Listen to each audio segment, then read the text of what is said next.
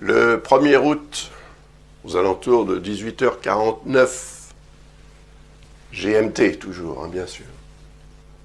La Lune arrive à 25 degrés du signe de la Vierge, exactement opposé à Neptune. Neptune est ici, la Lune est là.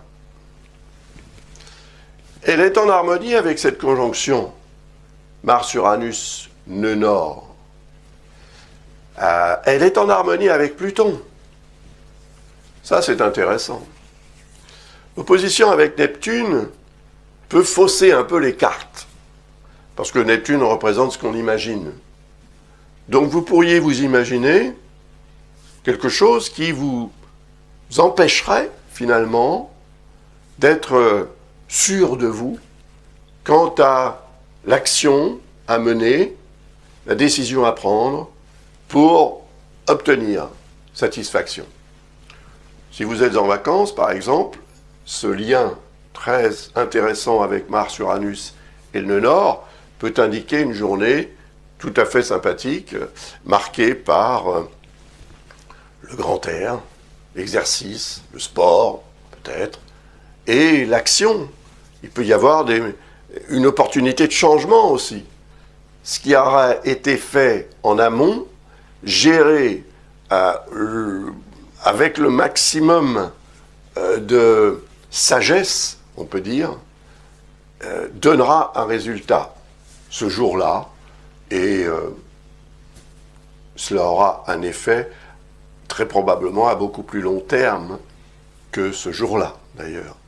Mais quand même, on voit que Mercure, qui est toujours en Lion, est toujours en dissonance avec ces trois-là. Et il est toujours, évidemment, opposé à Saturne.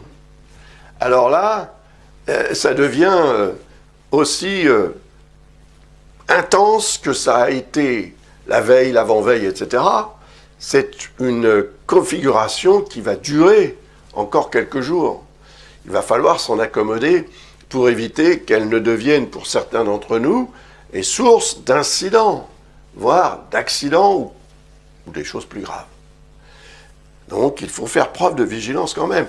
Et ce jour-là, le 1er août, pour certains d'entre nous encore peut-être plus que d'autres, bien sûr, la Lune agira de façon positive, car elle permettra de ressentir ce qu'il faut faire, ce qu'il faut dire ou ce qu'il ne faut pas faire et pas dire pour éviter les incidents diplomatiques, les conflits ou les accidents ou pire. Donc, voilà, essayer de faire la part des choses sera, à mon avis, l'élément essentiel pour éviter les problèmes. Et ensuite, la Lune va continuer son périple. Pour arriver dans le signe de la Balance, elle va produire une opposition avec Jupiter.